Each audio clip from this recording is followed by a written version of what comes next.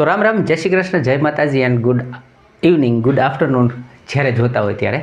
Okay મિત્રો, હવે સાયન્સની અંદર આપણે દર સન્ડેના સરસ સરસ ટોપિક મૂકતા જઈએ છીએ. એમાં આજે આપણે જે વર્ક એટલે કે કાર્ય જે છે એના અંદરથી 2-4 ટાઈપના ક્વેશ્ચન્સ આવે છે, તો એને 10-15 મિનિટમાં જોઈ લઈએ.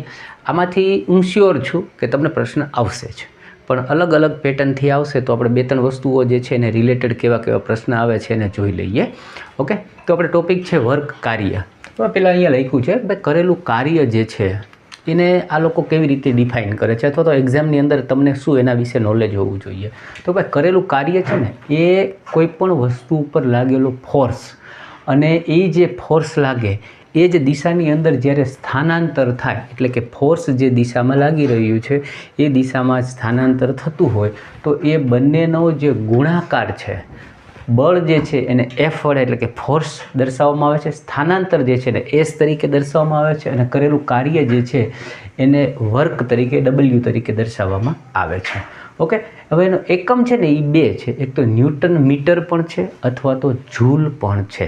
2 રીતે તમે કહી શકો.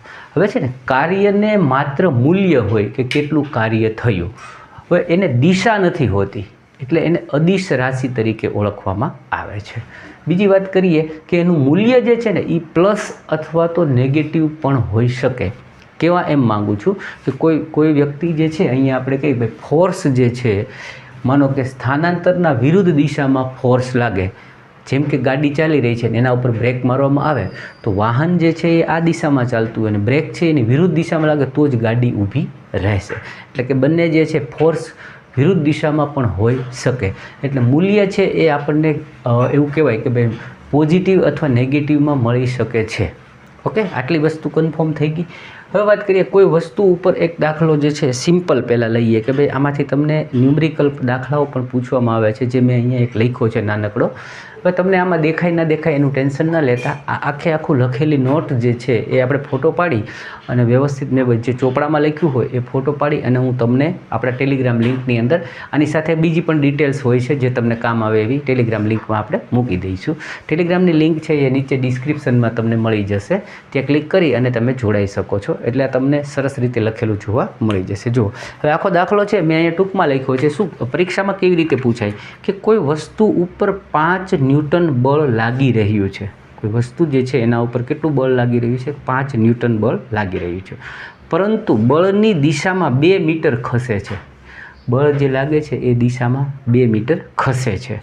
જો બળ વસ્તુના સમગ્ર સ્થાનાંતર દરમિયાન લાગતું હોય, જે અહીંયા મેં આખું લખ્યું છે કે બળ જે છે એ શું કહે છે, વસ્તુના સમગ્ર સ્થાનાંતર, એટલે જ્યારે ખસી રહ્યું છે સમગ્ર સ્થાનાંતરમાં લાગી રહ્યું હોય તો થયેલું કાર્ય જે છે એ કેટલું ગણાશે. ઓકે, આ એક પહેલાં તો સાદો પ્રશ્ન આવી રીતે એક સિમ્પલ તમને પૂછવામાં આવે. પછી એક બીજી ટાઈપ બને છે, એને પણ આપણે જોઈ લઈએ. તો અહીંયા આપણે લખ્યું છે કે ભાઈ થયેલું કાર્ય જે છે એ વર્ક માટે શું હોય છે, તો કે ભાઈ F × S.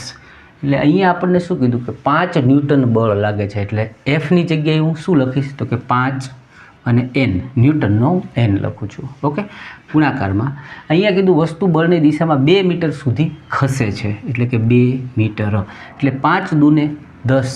અહીંયા આપણે લખ્યું હતું ન્યૂટન મીટર એ એનો એકમ છે, એટલે આનો ન્યૂટન અને આનું મીટર એ એનો એકમ થઈ ગયો.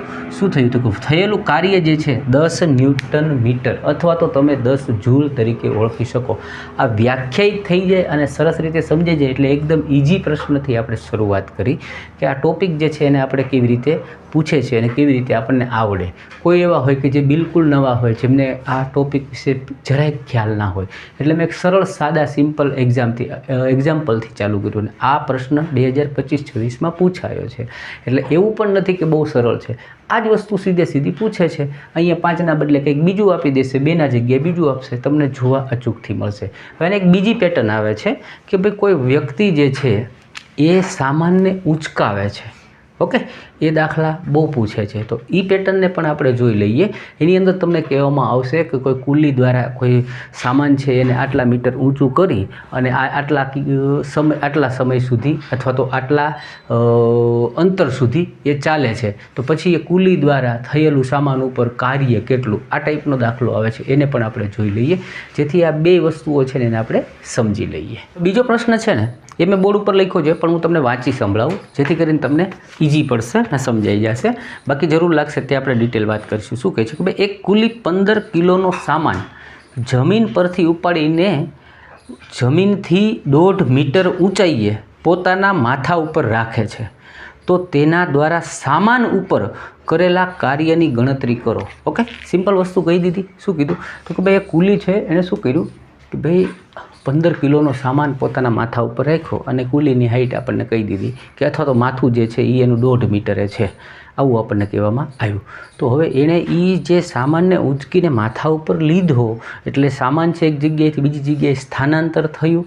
તો એ સ્થાનાંતર થયું તો કુલીએ કંઈક કાર્ય કર્યું હશે ને, તો એ કાર્ય જે છે એ કેટલું થયું આની ગણતરી તમને પૂછવામાં આવી છે.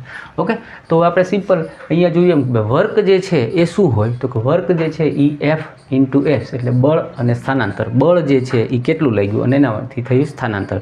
તો અહીંયા આપણને બળ સીધું ફોર્સ આપેલું નથી. તો ફોર્સ હોય છે શું તો કે M અને G બરાબર. Mનો મતલબ છે દળ અને G એટલે આપણે જે ગુરુત્વ પ્રવેગ જે લાગી રહ્યો છે એ આવશે, કારણ કે જમીન ઉપરથી લેશું તો એને એક બળ જે છે એ ખેંચી રહ્યું છે ને આ ભાઈ એનેથી ઊંચું કરે છે ને, તો જે જમીનથી ઉપર આવે છે. એટલે આ વસ્તુ જે છે એને આપણે ફોર્સને mg તરીકે કહી શકીએ. અને સ્થાનાંતર જે છે આપણને આપ્યું છે, શું આપ્યું છે? M એટલે કે દળ આપ્યું છે આપણને 15 kg.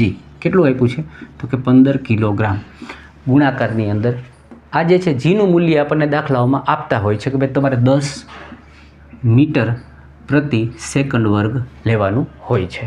ઓકે, અને સ્થાનાંતર જે છે એ આપણને આપ્યું છે 1.5 મીટર.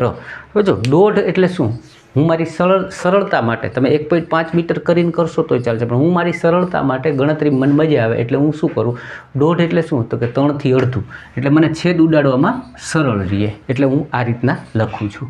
ઓકે, આ પણ મીટર.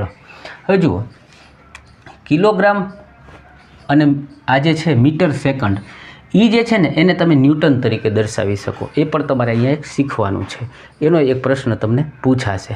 ઓકે, કે નીચેનામાંથી કોણ વર્કના એકમ તરીકે તમે લઈ શકો. તો એક તો ન્યૂટન મીટર છે બરાબર, પછી એક જૂલ છે અને બીજું કિલોગ્રામ સાથે મીટરનો પ્રતિ સેકન્ડ વર્ગ હોય એને પણ તમે ન્યૂટન એટલે કે આમ ઘણા લખાય છે મોટો N એ કહી શકો છો. ઓકે, એટલે 3 ઓપ્શનવાળો એક પ્રશ્ન તમને જોવા અચૂકથી મળશે. હવે વાત કરીએ, અહીંયા 15 છે અને 10 છે. ઓકે, તો 15 દાણ અથવા તો તમે અહીંથી ડાયરેક્ટલી છેદ ઉડાડવો હોય તો ઉડાડી શકો. 15 × 10 કરો એટલે શું થયું તો કે 150.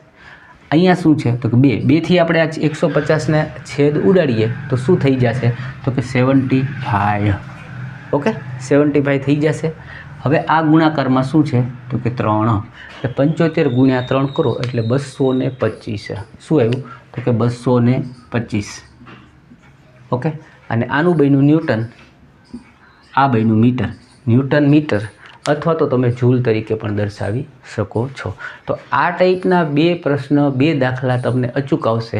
એના સિવાય થોડીક વાત જે છે નાની મોટી થિયરીની એ પણ હું લખીને લાવ્યો છું, જે પણ તમારે સાંભળવી જોઈએ ને શીખવી જોઈએ. શું કહે છે, જો કોઈ વસ્તુમાં કાર્ય કરવાની ક્ષમતા હોય ને તો એવું કહી શકાય કે તેમાં ઉર્જા છે. આ બેઠી લાઈન પૂછાય છે એટલા માટે લીધી છે. અને ઉર્જાનો એકમ જે છે ને એ પણ જૂલ છે.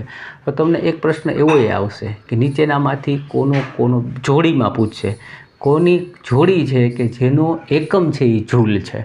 તો એક તો આપણને અહીંયા મળ્યું વર્ક અને બીજું મળ્યું તમને આ 2 વાત થઈ ગઈ. પછી ગતિજ ઉર્જા વત્તા સ્થિતિજ ઉર્જા, આ બંને જે છે એનો સરવાળો જે થાય ને એને યાંત્રિક ઉર્જા કહેવાય. એ પણ જોડકામાં પૂછાય છે કે યાંત્રિક ઉર્જા જે છે એ નીચેનામાંથી કઈ 2 ઉર્જાઓના સરવાળા બરાબર થાય, એ પણ મેં લઈ લીધું. એનાથી વાત કરીએ, કાર્ય કરવાના દરને પાવર કહે છે. કાર્ય કરવાનો જે દર છે એને પાવર કહેવાય છે. અને SI એકમ જે છે એનો વોટ છે. અને 1 વોટ બરાબર 1 જૂલ પ્રતિ સેકન્ડ હોય છે, જેને કે અહીંયા પણ જૂલ આવ્યો. એટલે આ બધી વસ્તુઓ જે છે ને તમને બહુ કામની છે. અત્યારે કદાચ એવું લાગશે કે આ બધું હું ગોટાળો થયો, પણ પરીક્ષામાં આ બધી વસ્તુઓ જે છે એ ડાયરેક્ટલી તમને પૂછવામાં આવશે અથવા તો ફેરવીને ઇનડાયરેક્ટલી આમાંથી ક્વેશ્ચન્સ બનશે. પછી 1 કિલોવોટના દરે 1 કલાકમાં વપરાયેલ ઉર્જાને 1 કિલોવોટના દરે 1 કલાકમાં વપરાયેલ ઉર્જાને 1 કિલોવોટ, જેને આપણે 1 kW અને પ્રતિ અવર તરીકે લઈએ છીએ. આનો ઉપયોગ તમારે કરવાનો આવશે ક્યાં તો કે તમને એવા દાખલા આવશે કે ભાઈ કોઈ લેમ્પ છે એ આટલા વોટનો છે અને એ 10 કલાક રોજ ચાલે છે, તો 1 મહિનાની અંદર એ કેટલા કિલોવોટ ઉર્જા એણે વાપરી, ખપત કરી, અને પછી હારે એ જ દાખલાને લંબાવશે કે ભાઈ 1 યુનિટનો ભાવ છે એ 5 રૂપિયા આપવામાં આવે છે, તો એને બિલ કેટલું આવશે. એના માટે થઈ અને આ પ્રશ્ન જે છે મેં આવા દાખલા કરાવેલા છે. તમે લખજો સાયન્સ ન્યુમેરિકલ ઓફિસર ગુજરાતી અથવા તો science numerical group D in Gujarati language, આવું લખશો તો મારા ઘણા બધા લેક્ચરો છે આવા દાખલાઓ ગણાવેલા કે જે હું હમણાં બોલ્યો એ જ પ્રકારના પ્રશ્નવાળા દાખલા તમને મળી જાય છે. વિડીયોમાં મજા આવી, શીખવા મળ્યું, સારું લાગ્યું હોય તો લાઈક અચૂકથી કરો, નવા હોય તો સબસ્ક્રાઈબ કરવાનું ભૂલશો નહીં. મળીએ બીજા વિડીયોમાં, ત્યાં સુધી ખુશ રહો, મસ્ત રહો, વ્યસ્ત રહો અને એકદમ તંદુરસ્ત રહો.